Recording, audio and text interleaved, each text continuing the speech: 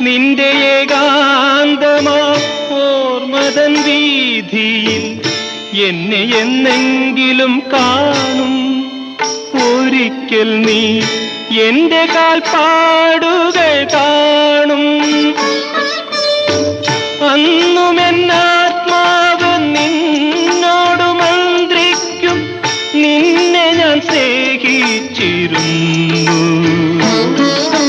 രാത്രി പകലിനോടെന്ന പോലെ യാത്ര ചോദിപ്പൂ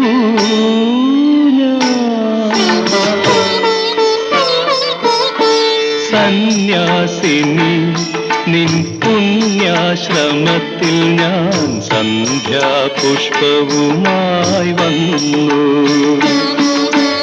ആരും തുറക്കാത്ത പൂമുഖവാതി